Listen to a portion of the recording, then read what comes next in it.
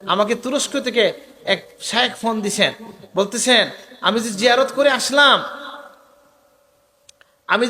করে আসলাম, শাহজালাল উদ্দিন, ওনার জিয়ারত করলাম, ওনার সম্পর্কে আমাকে একটু জানান তো, আপনি একটু বিস্তারিত জানতে চাই। তখন আমি লিখলাম যে ওনার ব্যাপারে ইবনে বত্তুতা তার রেহলাতু ইবনে বত্তুতার মধ্যে, ইবনে বত্তুতা বলে একজন ছিলেন, ভ্রমণের ছিলেন, লেখক ছিলেন, বিশ্ব পর্যটক ছিলেন। তিনি একটা বই লিখেছেন, ওখানে তার কথা আছে। তিনি বললেন তাই নাকি, আমাকে দেন তো, আমি দিলাম। উনি বললেন এই কাহিনী তো আমরা অনেক আগে পড়ছি, উনি কি সেই ব্যক্তি যার জিয়ারত করে আসলাম শাহজালাল? উনি বিস্মিত হয়ে গেলেন। ওনার কথা কি লেখা হয়েছে নিশ্চয়ই আপনারা শুনছেন, আমি মনে করাই দেই যে উনি বলতেছেন আমি যখন কামরূপ থেকে রওনা দিলাম, 3 দিন আগের পথে আমাকে রিসিভ করলেন কয়েকজন সাদা পোশাকের মানুষ, আমাকে বললেন চলে আসেন আপনি। তিনি বললেন আপনারা আমাকে চিনলেন কিভাবে? বলে 3 দিন আগে আমাদেরকে আমাদের শায়েখ বলছেন মাগরিব থেকে, আরব অঞ্চল থেকে, মাগরিব হচ্ছে এটা এখনকার মরক্কো, ওখান থেকে একজন পর্যটক আসতেছে, তোমরা তাকে রিসিভ করে নিয়ে আসো। সুবহানাল্লাহ। তিনি তাকে রিসিভ করলেন এবং বললেন শাহজালাল রহমতুল্লাহ আলাইহির কিছু বৈশিষ্ট্যের কথা এখানে তিনি উল্লেখ করছেন। উনি বলছেন যে আমি গিয়ে দেখলাম উনি একটা গর্তের মধ্যে বসবাস করেন, উনি সারা বছর রোজা রাখেন, 10 দিনে একদিন ইফতার করেন। সুবহানাল্লাহ। এখন আপনার আমার মনে এই প্রশ্ন আসতে পারে যে সৌমে ওসাল তো নিষেধ, তাইলে উনি 10 দিনে একদিন যে 1 কাপ দুধ খাইতেন এটা কি? বলে এটা হচ্ছে যেমন পানি দিয়ে যদি কেউ ইফতার করে ফেলে, তার ইফতার হয়েছে কি হয় নাই? হয়েছে তো, মানে কিচ্ছু একটা খাইলেই তো হইল, পানি খাইলেই তো হইল। বরং এই যে রোজা মাস আসছে, এখন ওয়াজ লম্বা হবে, আমাকে কথা উঠাইয়েন না, লম্বা হয়ে যাবে। এই যে রোজা মাস আসতেছে, আপনারা দেখবেন বাঙালি মানুষ সবার ফেটকিতা বলে খালি গুড় গুড় করে। কেন ভাই? বলে রোজা কি আপনাকে অসুস্থ বানাইতে আসছে না সুস্থ বানাইতে আসছে? তাহলে কেন আপনার পেটে গুড় গুড় করে? বলে প্রথমেই খাইলেই রঙিন শরবত, তারপরে পেঁয়াজু, তারপরে ছানা। বলে আপনার নবীকে জিজ্ঞেস করেন কি দিয়ে ইফতার করবেন? আল্লাহ রসুল বলছেন খেজুর খাবা, পানি খাবা। নবীজির আখলাক কি ছিল? যে নবীজি খেজুর খাইতেন, পানি খাইতেন। যদি খেজুর না থাকে তাহলে পানি খান। বলেন একজন মানুষ যদি 1 গ্লাস ভালো ফ্রেশ পানি খায়, তারপরে সে যাই খাক, তার ক্ষতি হওয়ার সম্ভাবনা কম, তাই না? আর পেঁয়াজু খাওয়া কি তা ফরজ নেই না সুন্নতে মুআক্কাদা? কিছু তো নাই। তো যেটা ক্ষতি করে এটা আপনি কেন খাবেন? ফ্রেশ কিছু খান, ভাত জাতীয় কিছু খান, খিচুড়ি খান, নাকি ফলের রস খান, না একটু বেশি করে পানি খান, যেটা ক্ষতি করে না ওইটা খান। তো যেটা বলছিলাম, তিনি এইভাবে বললেন, আমি তার বৈশিষ্ট্য পাইলাম কি, যে তিনি গর্তের মধ্যে বসবাস করছেন। এখন আপনাকে আমি জিজ্ঞেস করি যে বলেন তো এই সিলেটটা কার হাতে বিজয় হয়েছে? রহমতুল্লাহ আলাই। তো উনি চাইলে কি অঞ্চলের রাজা হয়ে বসতে পারতেন কিনা, বা গভর্নর হইতে চাইলে পারতেন কিনা? আল্লাহর ওলিদের মানহাজ হচ্ছে যে তারা জাগতিক ক্ষমতার তখ্তে, একটু আগে সাবের কথা বলছি না, তারা এটা বসতে চাইতেন না। তারা কি করতেন?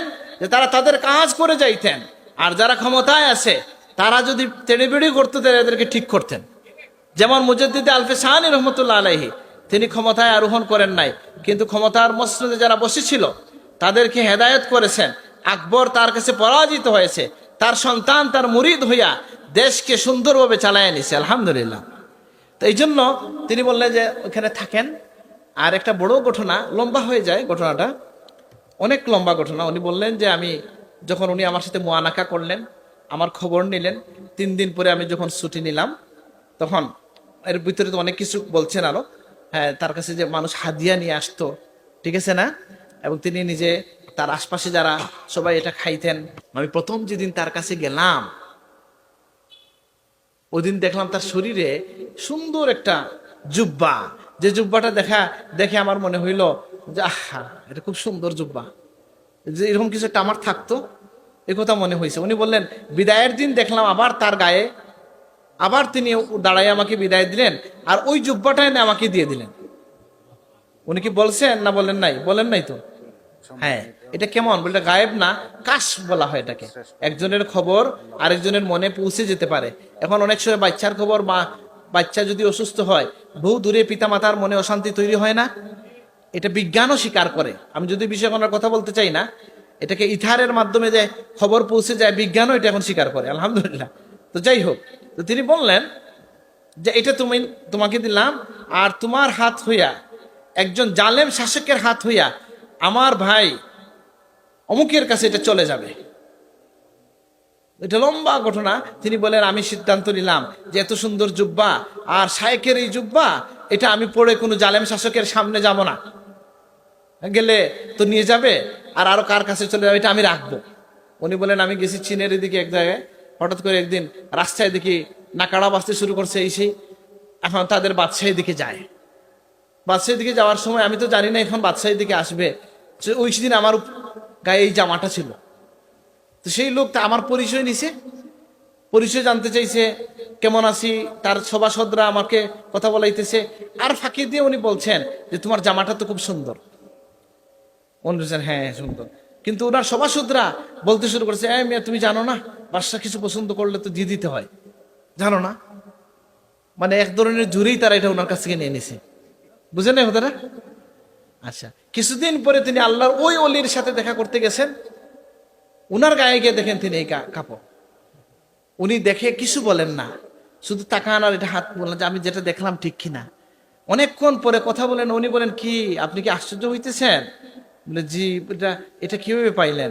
বলে আমার দুস্থ শাহজালাল হচ্ছেন এমন যে তিনি মাশরিক থেকে মাগরিব পর্যন্ত তার ক্ষমতা চলে। সুবহানাল্লাহ। কি হইলা মাশরিক থেকে মাগরিব পর্যন্ত ক্ষমতা চলে? বলে যখন মুসলমান এই কথা বলে তার মানে এটা আল্লাহর শক্তিতে তার শক্তি চলে নাকি?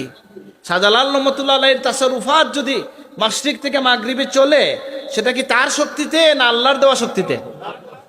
এটাই তো কারামত। আর যে এটা বিশ্বাস করবে না, এবং এটার ইশারা আপনি কোরআনে পাবেন, ওমা রামাইতা ইজ রামাইতা ওয়ালাকিন্নাল্লাহ রামা, যে নবীকে বলছেন আল্লাহ যে আপনি যখন নিক্ষেপ করেছেন বালি আপনি করেন নাই, আমি আল্লাহ করেছি। কখনো কখনো বান্দার সাথে আল্লাহর শক্তি যখন আসে, তখন বান্দার জাগতিক কানুনের যে শক্তি, এটা পার হইয়া, এটার হদ পার হইয়া আল্লাহর শক্তিতে এটা কুদরতে পরিণত হয়। বুঝেন নাই? যেমন আপনি যেমন কিছু একটা পর্দার আড়ালে আমরা কিছু দেখতেছি না, কিন্তু অনেক মানুষ আছে উমর রাদিয়াল্লাহু আনহু 450 মাইল দূরে দেখে ফেলছেন, দেখছেন কিনা? এটা কারামত। আল্লাহ চাইলে পর্দা উঠাই দিতে পারেন। এটা এই ক্ষমতাটা মূলত কার? আল্লাহ। এই বিশ্বাস না হলে তো কেউ মুসলমানও হইতে পারবে না।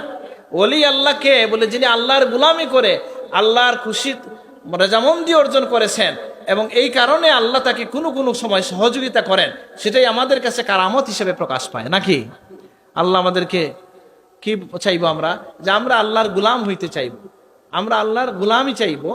আল্লাহ যদি কাউকে কোনো গুণ দান করেন, প্রকাশ করেন, যে মিরকাতের মধ্যে বলা হয়েছে আল ইস্তিকামাহ খায়রুম মিন আলফি কারামাহ, অথবা আল ইস্তিকামা ফাওকাল কারামাহ। দুইভাবেই বর্ণনা পাইছি, এক এক কিতাবে এক একভাবে আসছে, যে দিনের উপর টিকে থাকা 1000 কারামতের চেয়েও বড় কারামত। সুবহানাল্লাহ। আপনি যে ফজরের নামাজটা পড়তে পারছেন, এটা একটা কারামত। আপনি আল্লাহর বন্ধু, আল্লাহ আপনাকে ভালোবাসেন বলেই আমি নামাজে দাঁড়াইতে পারছি। এই জন্যই তো নামাজে দাঁড়াই প্রথমে বলি আলহামদুলিল্লাহ রাব্বিল আলামিন, যে রব সব কিছুর প্রতিপালক। কত মানুষ আসতে পারতেছে না, যিনি আমাকে তার সামনে দাঁড়ানোর তৌফিক দিয়েছেন, আমি তার প্রশংসা করছি আলহামদুলিল্লাহ। বুঝেন না কথাটা? তো সেই জন্য যদি ফজরের নামাজ বলি, পড়তে পারি, একবার সুবহানাল্লাহ বলতে পারি, তাহলে এটাই তো ইমান। যে গায়েব প্রকাশ হয়ে গেলে তো আর আপনার ইমান কবুল হয় না, তওবা কবুল হবে না। এটাই আমরা বিশ্বাস করি যে আল্লাহ বলছেন দুনিয়ার সকল বস্তু নিচয়ের চেয়েও, নবীজি বলতেছেন লা ইলাহা ইল্লাল্লাহ জিকিরের গুরুত্ব মর্যাদা বেশি। সুবহানাল্লাহ। তামলাউল মিজান, সুবহানাল্লাহ আলহামদুলিল্লাহ তামলাআনুল মিজান। এই দুইটা পড়লে মিজান পরিপূর্ণ করে আল্লাহ নেকি দান করেন। সুবহানাল্লাহ।